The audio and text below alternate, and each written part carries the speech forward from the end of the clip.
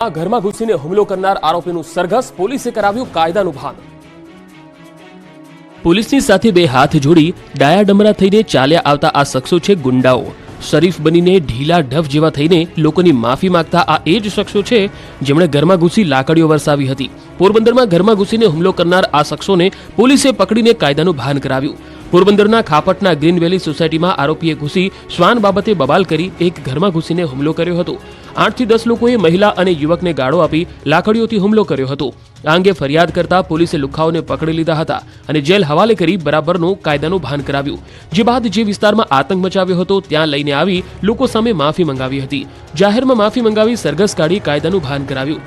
સોસાયટીમાં પોલીસે આરોપીઓ પાસે હાથ જોડી માફી મંગાવી।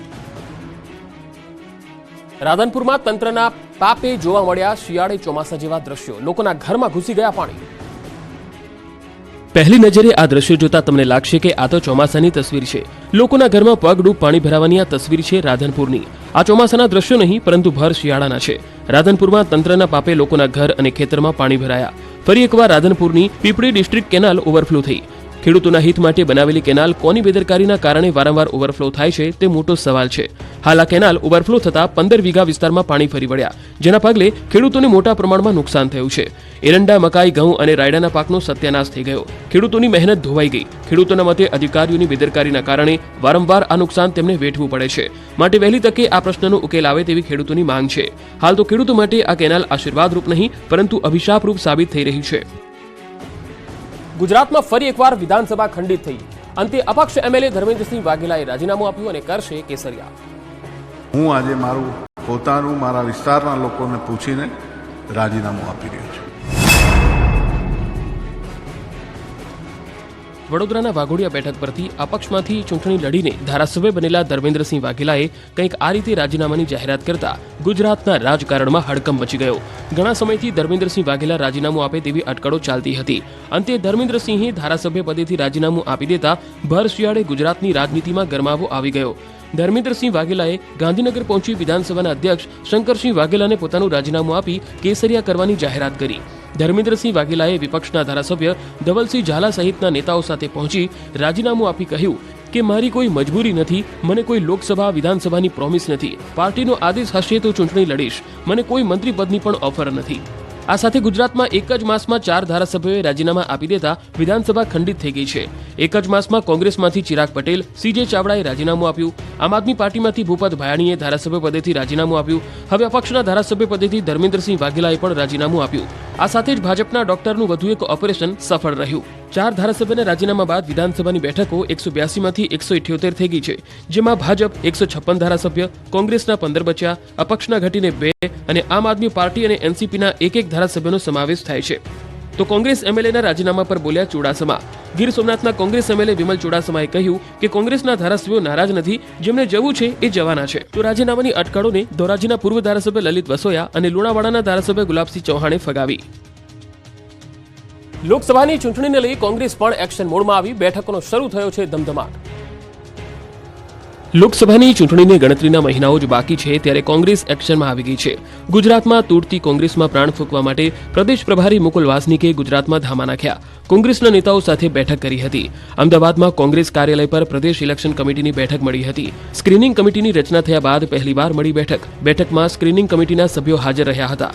ગુજરાત સ્ક્રીનિંગ કમિટીના ચેરમેન રજની પાટીલની અધ્યક્ષતામાં મળેલી બેઠકમાં લોકસભા માટે ઉમેદવાર પસંદગી અંગે ચર્ચા થઈ। કેવા ઉમેદવાર પસંદ કરવા તે મુદ્દે મંથન થયું। ચર્ચા બાદ પેનલ નામ તૈયાર કરી દિલ્હી હાઈકમાન્ડને મોકલવામાં આવશે। આપ સાથે ગઠબંધન કરવું કે નહીં તે મુદ્દે પણ વાતચીત થઈ। Gujarat screening committee chairman Rajnibhai પાટીલે હુંકાર કર્યો કે ગુજરાતમાં વધારેમાં વધારે તાકાતથી લડીશું ચૂંટણી। આ બેઠકમાં પ્રદેશ અધ્યક્ષ શક્તિસિંહ ગોહિલ, વિપક્ષ નેતા અમિત ચાવડા, અર્જુન મોઢવાડિયા, ગ્યાસુદ્દીન શેખ, લાલજી દેસાઈ સહિતના નેતાઓ હાજર રહ્યા।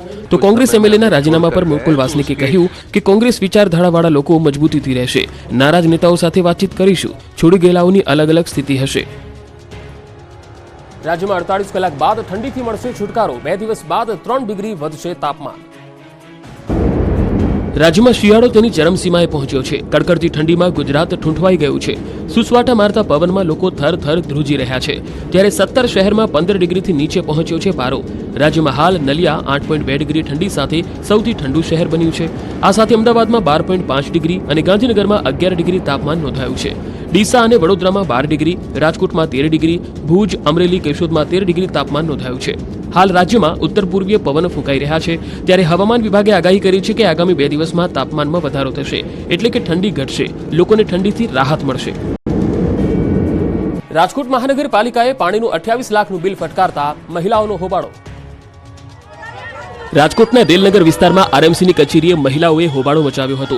2019માં બનેલી સોસાયટીના પાણીના વેરાનું બિલ 28 લાખ ફટકારી દેવાતા રહીશોમાં રોષ જોવા મળી રહ્યો છે.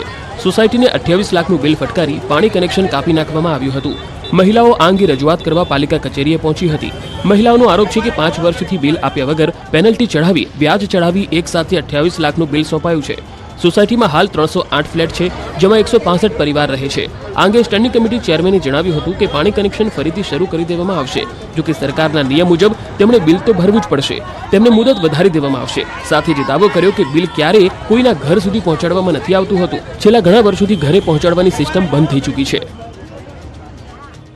પાણીપુરીની મજા બીમારીની સજા બની જશે. વડોદરામાં પાણીપુરી વાળાએ તપેલામાં પગથી બટાકા ધોયા. આ વિડીયો જોઈને તમે ક્યારેય નહીં ખાઓ પાણીપુરી. હવે અમે જે દ્રશ્ય બતાવવા જઈ રહ્યા છીએ તે નિહાળી પાણીપુરીના રસિયાઓ બીજી વાર પાણીપુરી નહીં ખાય. પાણીપુરીના પ્યાસાઓ જુઓ આ દ્રશ્યો. પાણીપુરીની મજા બીમારીની સજા આપનારા ખતરનાક દ્રશ્યો છે વડોદરાના. વડોદરા શહેરના દાંડિયા બજાર રોડ પર પાણીપુરીના લારી ધારક દ્વારા ફૂટપાથ પર ખુલ્લેઆમ તપેલામાં પગથી બટાકા ધોતા હોવાનો વિડીયો વાયરલ થયો છે, જેના કારણે તંત્ર દોડતું થયું હતું. વિડીયો વાયરલ થતા જ લારી ધારક લારી બંધ કરી ફરાર થયો છે. પાણીપુરીના ચટકો લેતા શહેરીજનો માટે આ ચોંકાવનારો કિસ્સો સપાટી પર આવ્યો છે. લારી ધારક પગથી પાણીપુરીના બટાકા ધોઈ રહ્યો હતો. દાંડિયા બજાર રોડ પર ગણપતિ મંદિર નજીક ભૈરુનાથ આઈસ્ક્રીમની બહાર પાણીપુરીની લારી ચલાવતો શખ્સ રાત્રે ફૂટપાથ પર ભરચક રોડ પર તપેલામાં બટાકાને ધોઈ રહ્યો છે. આ વિડીયો વાયરલ થતા જ નમૂના લઈ સંતોષ માનતું ખોરાક શાખાએ દોડી જઈ તપાસ શરૂ કરી હતી. આરોગ્ય વિભાગની ટીમે લારી જપ્ત કરી છે. સાથે લારી ઊભી રખાવનાર ભૈરુનાથ આઈસ્ક્રીમની દુકાન પર કાર્યવાહી કરી આઈસ્ક્રીમના સેમ્પલને તપાસ અર્થે મોકલ્યા છે. ગોંડલમાં કોલેજના નહીં સ્કૂલના વિદ્યાર્થીઓ સાથે થયું રેગિંગ. ધોળકિયા સ્કૂલની હોસ્ટેલમાં ધોરણ 10ના વિદ્યાર્થી પર રેગિંગ. 4 છાત્રોએ પટ્ટા ફટકાર્યા. ગોંડલની ધોળકિયા ઇન્ટરનેશનલ સ્કૂલની હોસ્ટેલમાં રહેતા તરુણને તેના 2 રૂમ પાર્ટનર સહિત 4 વિદ્યાર્થીઓએ ટીક્કા-પાટુ સાથે બહેરમીથી માર મારતા તરુણને સિવિલ હોસ્પિટલ ખસેડાયો હતો અને બનાવ અંગે પોલીસ ફરિયાદની તજવીજ હાથ ધરાઈ હતી. બીજી બાજુ તરુણ પર રેગિંગ કરનારા 2 મુખ્ય સૂત્રધાર સમા વિદ્યાર્થીને તત્કાલ સસ્પેન્ડ કરી દેવાયાનો દાવો સ્કૂલના કેમ્પસ ડિરેક્ટર દ્વારા કરાયો હતો. 2 રૂમ પાર્ટનર અને હોસ્ટેલના 2 વિદ્યાર્થીઓએ કોઈ બાબતે તકરાર થઈ હતી, જે બાદ જ્ઞાતિ પ્રત્યે હળદૂત કરી પટ્ટાથી બહેરમીથી માર માર્યો. પીડિતને એવો માર માર્યો કે હોસ્પિટલે દાખલ થવાની ફરજ પડી હતી. પીડિત વિદ્યાર્થીનું કહેવું છે કે બનાવ બાદ તેની પાસે એક શિક્ષકે માફીપત્ર લખાવ્યું હતું, તો સ્કૂલ સંચાલકોએ વાલીને મોડે જાણ કરી હોવાનો પણ આક્ષેપ થયો છે. આ બનાવ બાદ વાલીઓએ પોલીસને રજૂઆત પણ કરી છે. માસૂમ બાળક પર કરાયેલા અત્યાચારને લઈને મેઘવાળ સમાજ રોષે ભરાયો છે. સુરેન્દ્રનગરમાં જીરુનું વાવેતર કરતા ખેડૂતો સંકટમાં મુકાયા. જીરુથી જાજરમાન બનેલા ખેડૂતોને જીરુએ જ સંકટમાં મૂક્યા છે. સુરેન્દ્રનગર જિલ્લામાં જીરુની ખેતી કરતા ખેડૂતો મુશ્કેલીમાં મુકાયા છે. સુરેન્દ્રનગર જિલ્લાના ખેડૂતોએ અંદાજે 70,000 હેક્ટર કરતાં પણ વધુ જમીનમાં સારા પાકની આશાએ જીરુનું વાવેતર કર્યું છે. જેમાં વઢવાણ તાલુકાના ખેડૂતોએ પણ બિયારણ, ખાતર, દવાઓ પાછળ લાખોનો ખર્ચ કરી જીરાનું વાવેતર કર્યું છે. પરંતુ ચાલુ વર્ષે કમોસમી વરસાદ અને ઓછી ઠંડીના કારણે જીરાના પાકમાં સુકારો આવી ગયો છે. ખેડૂતોએ તનતોડ મહેનત કરી કરેલ જીરાના પાકને નુકસાની થતા અંદાજે 40 થી 50% જેટલા ઉત્પાદનમાં ઘટાડો થવાની શક્યતાઓ સેવાઈ રહી છે. તો બીજી બાજુ ખેડૂતો જીરાનો જે પાક બચ્યો છે તેને બચાવવા હાલ દવાનો છંટકાવ કરવાનો વારો આવતા ખેડૂતોનો બોજો વધ્યો છે. નુકસાની વેઠવાનો વારો આવ્યો છે. વઢવાણ સહિત જિલ્લાભરના ખેડૂતોએ 1 વીઘા જીરાના વાવેતર પાછળ અંદાજે ₹10,000નો ખર્ચ કર્યો છે. ત્યારે સરકાર દ્વારા જીરાના પ્રતિમણ અંદાજે ₹10,000 થી 12,000 સુધીના પોષણક્ષમ ભાવ ચૂકવવામાં આવે તેવી ખેડૂતો માંગ કરી રહ્યા છે. પોષી પૂનમને લઈને રાજ્યભરના મંદિરોમાં ઉમટ્યું માનવ મહેરામણ. કડવા પાટીદારોની કુળદેવી જગતજનની માં ઉમિયાધામ ઊંઝા ખાતે આજરોજ પોષી પૂનમને લઈને ભક્તોની ભારે ભીડ જામી હતી. સવારથી ભક્તોની ભીડ ઉમિયાધામ ઊંઝા ખાતે જોવા મળી હતી. માં ઉમિયાના ભક્તોએ સવારથી જ ઉમિયાધામ ઊંઝા પહોંચ્યા હતા અને માં ઉમિયાના ભક્તોએ ઉમિયાના દર્શન કરી ધન્યતા અનુભવી હતી. જગત જનની આદ્ય શક્તિ મા અંબાના પ્રાગટ્ય દિનની ઉજવણી થઈ. ભક્તોએ મા અંબાની વિશેષ પૂજા અર્ચના કરી આરાધના કરી માના આશીર્વાદ પ્રાપ્ત કર્યા. અંબાજી મંદિર દેવસ્થાન ટ્રસ્ટ દ્વારા મહાશક્તિ યજ્ઞનું આયોજન કરવામાં આવ્યું. વિવિધ શાકભાજીના અન્નકૂટ પણ ધરાવવામાં આવ્યા. તો યાત્રાધામ શામળાજીમાં વહેલી સવારથી ભક્તોનું ઘોડાપુર ઉમટ્યું. મંદિર પટાણગઢમાં ભક્તોની લાંબી કતારો જોવા મળી. પૂનમ નિમિત્તે ભગવાનને સુંદર વાઘા અને સુવર્ણ આભૂષણોથી સુશોભિત કરવામાં આવ્યા હતા. પોષી પૂનમ નિમિત્તે ભગવાન શામળાજીના દર્શન કરી ધન્યતા અનુભવી હતી. તો ગિરનાર પર્વત પર આવેલા મા અંબેના શક્તિપીઠ ખાતે જન્મદિવસની ભારે ધૂમધામથી ઉજવણી કરવામાં આવી હતી. જૂનાગઢના ધારાસભ્ય સહિત મોટી સંખ્યામાં ભાવિકો ઉમટ્યા હતા. પર્વત પર ભક્તોનું ઘોડાપુર ઉમટ્યું. માતાજીના અભિષેક જેવા ધાર્મિક કાર્યક્રમો યોજાયા હતા. પોષ સુદ પૂર્ણિમાના દિવસે અમદાવાદના મેમનગરમાં સ્વામિનારાયણ ગુરુકુલમાં ઋષિકુમારોએ માઘ સ્નાન કર્યું. 490 માંથી 390 વિદ્યાર્થીઓએ માઘ સ્નાન કર્યું. શિયાળાની કડકડતી ઠંડીમાં માટલાના પાણીથી સ્નાન કરવાથી 12 માસ સ્વાસ્થ્ય સારું રહે તેવી એક માન્યતા છે. હવે મહામાસની પૂર્ણિમા સુધી 1 મહિનો વહેલી સવારે ઠંડા પાણીથી સ્નાન કરાશે. હવે આખો મહિનો સવારે 5 થી 5:30 દરમિયાન માઘ સ્નાન કરાશે. નડિયાદના સંતરામ મંદિરે દર્શન કરવા ઉમટી લોકોની ભીડ. 2000 મણથી પણ વધુ બોર એક જ દિવસમાં ઉછળ્યા.